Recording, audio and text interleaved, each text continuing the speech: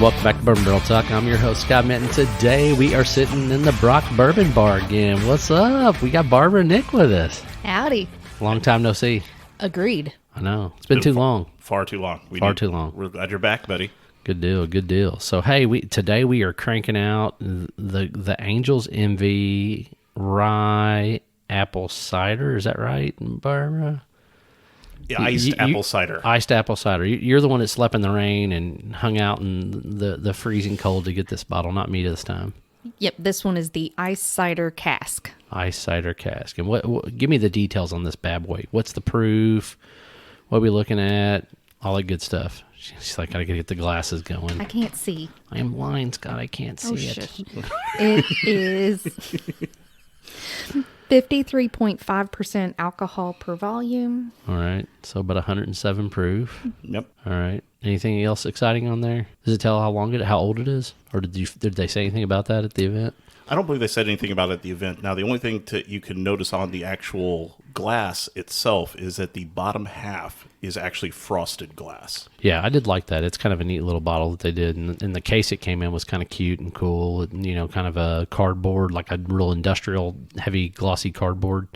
And yep. I think it had some magnets to keep it open and closed, right? Yes, yeah. It does. So they did package it together pretty well. Yeah, and it's actually, they have like felt inside there, so it is very snug. Mm-hmm. Yeah. I always did the joke about the felt. Is this felt? I'd go grab some girl's shirt and she'd be like, no. I'd be like, it is now, baby. And shit never went off well. That wasn't very popular, was it? No, my wife was like, you're so lame. And I'm like, well, I tried. I was in high school. I didn't have much game. But yeah, while Barbara stood out in the cold, she got up at like 5 a.m. to get in line. And I did. Was out there, took a few pictures and posted on social media while she was doing it. Good deal. Well, all right. So 107 proof. Got some Angel's Envy. It's a rye finished in an iced apple cider cask. Now, I wonder what an iced apple cider cask is. Barbara's reading it. It doesn't tell you.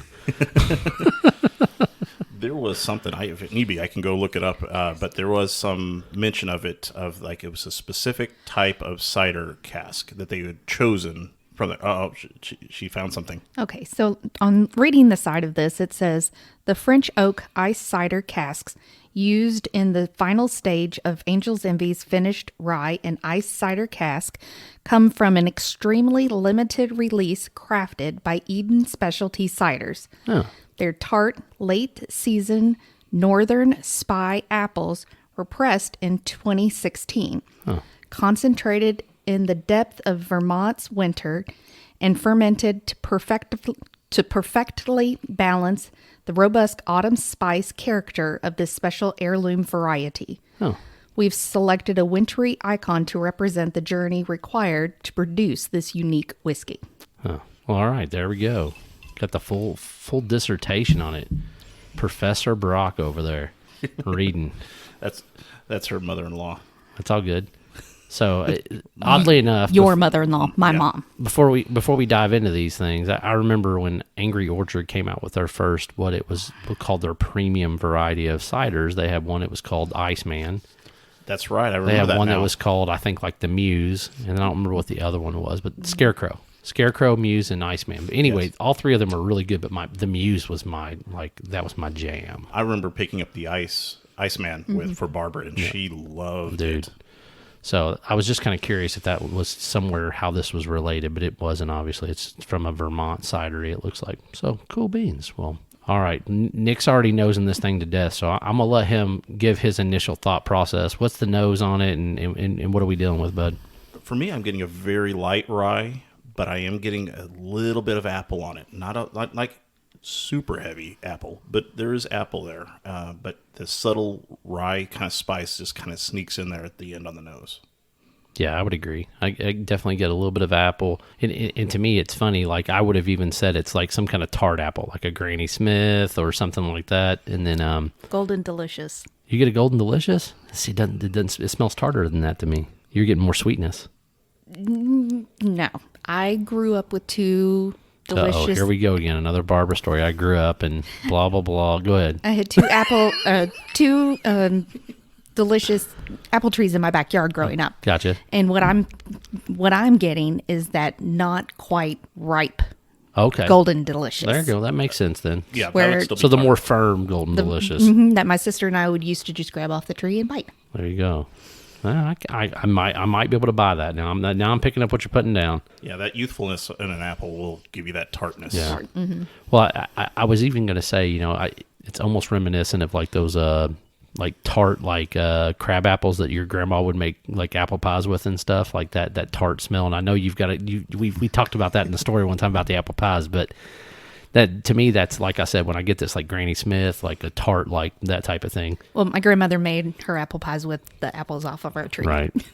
Yeah, that story again. So I get the rye, but there's some spice in there, like a baking spice, and I'm having a real hard time picking up what it is. The only thing I can think of would be close would be possibly like a hint of nutmeg. Yeah, maybe nutmeg or cardamom. Those are the two things that were coming to my mind. Right. It's not cinnamon, and it's not like that baking soda or anything along those lines. But it seems it's like softer. Right. Now you guys gave me a trick here. You gave me two different glasses, so I'm going to nose this other one. Y'all trying to mess with me here. Yeah, absolutely. So the funny thing is, so when I smell the other one, like the wider rim one, I get like almost like a mead, like an apple honey mead smell. Like it's more sweet forward. Yeah, it was almost like it's very sweet. It's less apple and more like almost like honey or some other like fruit, but it doesn't come through as much as apple on this other side. So, all right, taste. All right. All right, let's see here. I keep nosing and then trying between the two of these two different glasses. Barbara, I'm going to let you take the lead on the tasting notes here. See what you think. Well, for me, it tastes a lot like a hard cider. I don't want to, I can't really put, like a brand on it or anything. It's just that kind of subtle apple with a little bit of a good kick, just enough to kind of make you really think about it. See, I get a lot of that apple and kind of like residual apple on like mid-late palate, and maybe kind of some, and mitigating this a little bit, we talked beforehand, is that kind of tingle around the different tongue area, and we had talked about that, Scott, and I'm getting that definitely now that you mentioned it. Yep. Around that kind of like side of the tongue that Yep. I don't think I remember noticing before, but it's definitely there. Yeah, it hits that rye spice definitely like kind of hits the front part of your tongue and then like literally just moves back to the mid size of but it's all on the edge of your tongue. It doesn't like fire across all your taste buds through the middle and things like that. So once again, funny because you guys are messing with me here, which I appreciate. The wider mouth, I get less of the apple flavor, which I think is bizarre. Like that my nose is giving me that much more of a difference. But on the Glencairn, I definitely get more of the apple spice. I get a little bit more of, those apple pie spices that come with it. Yeah, that's what I was going to segue into, is that, you can almost mimic this to a apple pie-esque aftertaste flavor that kind of that lingers on the palate for a while longer. It's like after you take like a nice big bite of apple pie, chew it up and swallow it, it's what you're left with on your tongue is what I feel like what I'm getting after drinking this. I think it's the cinnamon that's in that apple pie mix. Yeah. Type stuff. That or like the nutmeg or any of the other things that go with it. But I tell you another funny thing is the more I get of it, it's almost like you get a little bit of ginger in the very, very like from the mid to the end of your palate, like from mid to back. Right in the very, very right back before part. you swallow. Like you get just a little bit of like almost like a spicy ginger ale, like those North Carolina Jamaican ginger ales, the ones that's got a little bite to it. Like I feel like I'm getting a little ginger on this thing. That's interesting.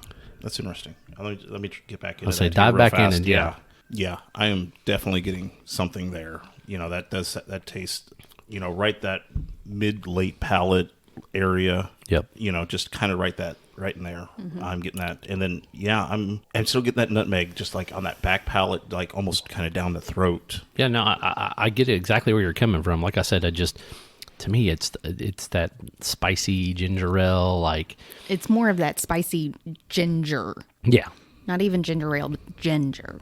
yeah, I definitely could see that. I don't know, it's so weird, but it's delicious. I mean, I really do enjoy this bottle.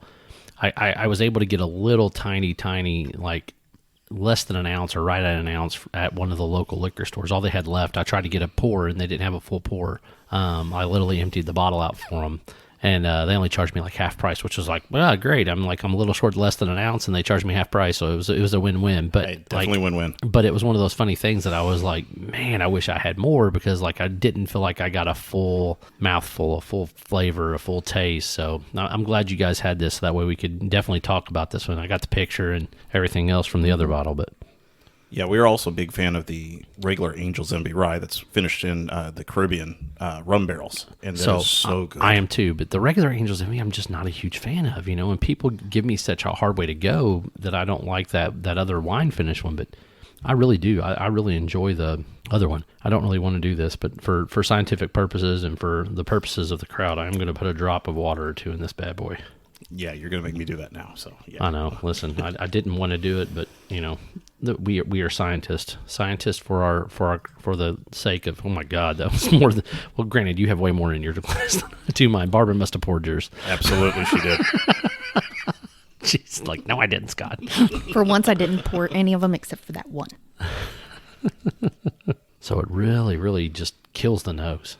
The nose gets killed, and I get a little bit of a rye pop at the very beginning, Right. and then it just I get all apples gone. At least I get a little spice left over. The spice pops, but the apple just goes away. Yeah, you're right. That nose gone. Yeah, apple's gone. I still get a little of the ginger and the nutmeg in the back, though. Yep. But I get caramel now. I get a little caramel. Yep, I can see where you say that. I was going to say toffee. Yeah, I get more toffee. I get more of that toffee. Like it's more of a sweet. Like to me, caramel still has a little bit of like saltiness to it, or a little bit more. To me, this is more sugary, almost like a Heath bar. You read my mind. I was about to say kind of like that middle of a Heath bar, not the outside chocolate, but the inside of a Heath bar. Barbara's looking at us like we're crazy. It's okay. Listen. No, my question is for her is I don't think have you ever had a Heath bar before? Well, They were one of my favorites growing up. but you know what? She had a migraine yesterday. She might be just a little different on the taste buds. You know, it might have affected her in some capacity. We don't know. Oh, I hope it didn't break her. Oh, I don't think it broke her. I don't think you could break Barbara. Well, never mind. I remember one day we did. Yeah. We had to do the factory reset. Tink, tink. Oh, she's cracking up now. So yeah, she's going. so- Yes, that was extremely true. All of those that day, she did pour all of those pours. Yes, she did. I left that night and I got home and I was like, oh, she's going to feel that one. She's so going to feel that one. Yeah, she was pretty much out of commission for the rest of the day. Multiple wellness checks were done on Barbara between me and Nick. I was like, Nick, how's she doing, man? Is she holding up okay? Absolutely. A good chunk of the time, I can hold my liquor. I think you did a great job that night. Oh, yeah. Your pours were like something went wrong. Like I looked up and like you had like a half a Glencairn on like 4 different things. And I'm like, dude, this is going to be bad for her. And sure enough, about 40 minutes later, Barbara's laying on the table. I'm taking a nap. Really, Barbara? Are you? Yeah. Just give me a minute. I'm going to get some crackers. Next thing you know, me and Nick are sitting over here talking. Barbara's out snoring. True story. Hey, listen, I came back. You didn't offend me. Circling back to the other Angel's Envy, I do agree with you that neither Barbara and I were really fans of the port, the normal line Right. of them. One thing that I have not or have yet to try have been one of the store picks, So none of the single barrels? the single barrels. So I've tried about 4 different single barrels that they've released, maybe 5. And 2 of them I enjoyed. The other ones I was just like, Just slightly variant of the normal. yeah, they weren't finished. I mean, they were just straight bourbon. I mean, they're not finished product, but it just, I don't know. There's just something to me that their bourbon just, and it might be, and the messed up thing is it's literally the same mash bill as Old Forester. Really, that I did not The know their mash exact bill. same mash bill. So Lincoln Henderson, the guy that started Angel's Envy, was one of the first master distillers for Brown Forman. I thought I I remember do hearing remember that. hearing that. Yes. So when he left, he's like, hey, I love what we're doing. So I'm going to use a similar mash bill, but I'm going to do finished products. Like that was going to be his calling. Like everything we're going to do is going to be a finished product. So he came out with, the rum finished rye, and he came out with the port finished. And then I think they did a special relief that it was a sherry or something like that early on. But all of them have all been wine finished barrels. Like that's where they made their bread and butter off of. Right. and they basically wanted to build a brand that was very similar to the Woodford label as like the niceness, the prettiness, like the selling points of why you want to buy those bourbons, but with the twist of it's a finished product. So I think they've done a great job. I love it, and I still love their bottle. I mean, their bottle's one of my favorite bottles to look at, but Oh, it's like a shelf centerpiece. to me, the bourbon still by itself is just it's just a little lackluster. I mean, and it's nothing personal. It's just not my cup of tea, in that capacity. I think it makes a great cocktail. Absolutely. Just don't necessarily want it neat. And honestly, if I'm going to drink the regular bourbon, I typically will drink it with a rock, just because of the fact that I just mild it down a little bit, bring some of that sherry, or is it port? Port. Bring some of that port flavor down, because I'm not a huge port fan. So, and I think that's the big deal with me with Angel's Envy in general. But I do love that rum cask. I absolutely love it. That's one of the best ones. I mean, Yeah. even some of the Starlight stuff, hasn't really compared to it. But there have been a couple of picks that were really good. But right now, just that rum, the Caribbean rum barrel, from Angel's Envy AE, it's really good. We can just sit and drink it all day. What was it when we took the tour? They gave us some kind of like almost like a Toblerone type chocolate. It was like a chocolate with like orange flavor, dude, that went with it. Oh my God, it was so good. Yes, we did the tour there recently back in July, and they were doing the tours then, and then I think they did a white chocolate, a kind of like a orange chocolate with it, and then I can't remember the third one. There was a third one. And there's always somebody on the trip that always eats the chocolate before they're supposed to too. Oh yes. Every tour I've ever been Can I on, have another one, somebody's please? messed I'd up ate on it. the chocolate. Yeah, it's like, somebody always does it. Teddy, bring up more chocolate. I was laughing, but we had a great tour when we went there. We actually did that. It was one of the tours we did for Josh's 2-day birthday excursion that we did. So Nice. So we revisited a lot of the downtown distillery stuff. Just one of his good friends came into town, so we had a really good time with that piece. But yeah, that was what we did back in July of last year. Is we just decided to visit all the downtown ones that we could. But I think the only one that we missed was Michter's. right, That was the only one that we couldn't do, because I think they were still kind of in a semi-closed state at that point in time, to where the other ones had just recently started opening back up. So Barbara can do this. You're not gonna be able to do this because you haven't drank yours dry yet. Go back in and give us a sniff, Barbara. It's like creme brulee, Yeah. a little bit of caramel. Oh, she's And it's apple. Like, it's like caramel, apple, and creme brulee. Like, it's just it's kind of like, I guess, the drying effect that you would have with leftover Glencairn. yeah. And I have no idea. It's something that I started just doing that, over the last, probably year, where I go back and sniff something that's empty and that's dried out. This is delicious. I mean, like, oh my God. Man. This is like a glass you want to just carry around a nose for the rest of the night. And I love creme brulee. I mean, really, That's amazing. it is. It's crazy. We did that. I think we've done that ourselves recently as well. We'll go back, and if we do a line flight, go back and hey, these have sat empty for about 2, 3, 4 minutes. Go back, and it's weird. You get these sometimes tobacco, weird caramel flavors. Even this creme brulee that we've seen before. But yes, it's delicious. Yeah. So overall, all right. I don't know.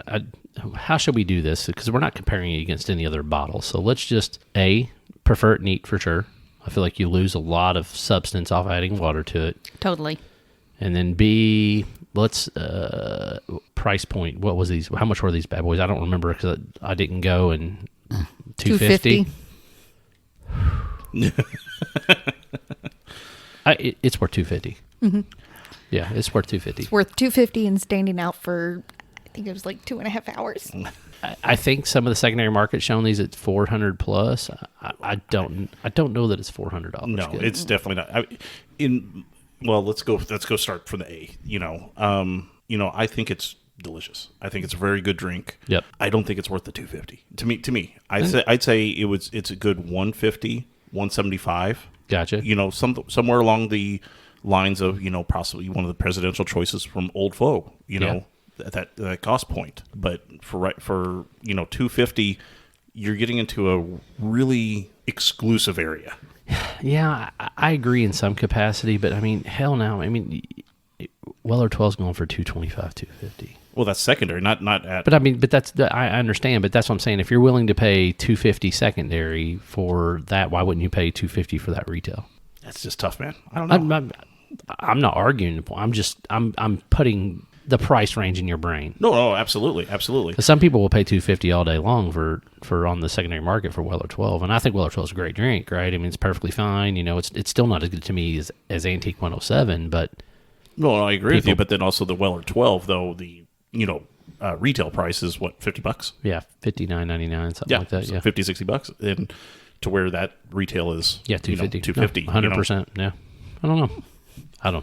Me and Barbara are a buyer at $250. You're a buyer at $175. I'm saying 175 to 200, but 250 is just at that point is a little rough. Is he a cheapskate? I didn't know it. No, not at all. If you've seen some of the credit card bills coming from some of these bourbon buys, I knew that, man. I was just messing with you. It had to be said. People always say, and I am cheap. I'm a cheap bastard. I'll be the first one to admit it. I am cheap as all get out. the funny thing is, I'm coming back to this after I finished mine off finally, Right. and I'm getting a little bit of leather and tobacco just at that. You do. You Yeah. get. I definitely get. I definitely get the tobacco. I don't get the leather. I get the tobacco. But for me, like, you can get like tobacco. You can get that creme brulee, like just that sweetness that I feel like comes from tobacco. Like you get those, especially like your grandpa's pipe tobacco or something like that. Absolutely. That sweetness that comes through it on that smell. Yep. Yeah, I'm going to cheat. I'm going to try smelling hers. All right. It does have a wider rim. You might get a little different smell out of it. Yep. I'll let her try mine. Oh, Everybody's just sniffing away. His does have a lot more tobacco Does it? type thing. That's weird. yeah. That's what I said. All right, let me hey, we're just passing around the good clearance now. See, I'm still getting a little bit of apple on his though too, though. Yeah, no, I'm not A denying little bit it. more apple than I get on mine. But what I'm just saying though is that what I'm putting down is that there's just seems to be a heavy. He's tobacco. got a lot more tobacco, Right. even though it's still got the apple. Yeah. It's more tobacco versus Yeah, that's weird. ours. Yeah, it's always weird how things yeah. work out. And Crazy. Yep. It might be granted- the water. Well, that's the other thing. I did rinse mine. I will say that I did semi-rinse mine. I didn't rinse it all the way, but I did semi-rinse it because I wanted to clear out the bottom. But anyway, so great pour. Angels Envy did. This is probably the biggest home run I've seen in Angels Envy. To me, it's better than the Mizunara cask. Oh, absolutely. I got to try a little one sample of that, and this is way better than that. So for me, this is their home run. So if you see one and it's out there, I mean, retail's going to give $250 probably to $300. I mean, because they sold them through the liquor. If they sold them out of the, actually they might be $225 to $250 out of retail, assuming somebody's actually charging MSRP. Because I know the distilleries are always just a hair more expensive than the stores. So Barbara and Scott are definitely saying it's a buy. Nick is like, if you can get it, that's $175 to $200 range, you should buy it. $250. It's not.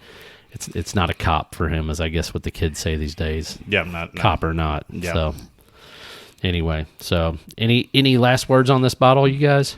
I'm glad I stood out in the cold for it. There you go. I'm glad you did too. It gave me a chance to try a full, nice pour of it. And gave me a little extra thing there. So definitely. I absolutely. I mean, I'm not going to deny that after having it, it is very good. It just, as I said, I question the price point a little bit. Yeah. So me and you on the Willet are like you are on this one. Yes. Gotcha. It's all good. The Willet Black, and let's be specific. Willet Black and flavored whatever. I don't remember what it was. Flavored mint. Yeah, flavored mint. All right. So anyway, if you guys want to catch Bourbon Barrel Talk, you can find us on Instagram, Twitter, Facebook, all those good things. You can email us any questions or message us through those medias. Our email is bourbonbarreltalk@gmail.com. This is Scott, Nick, and Barbara signing off. Peace out.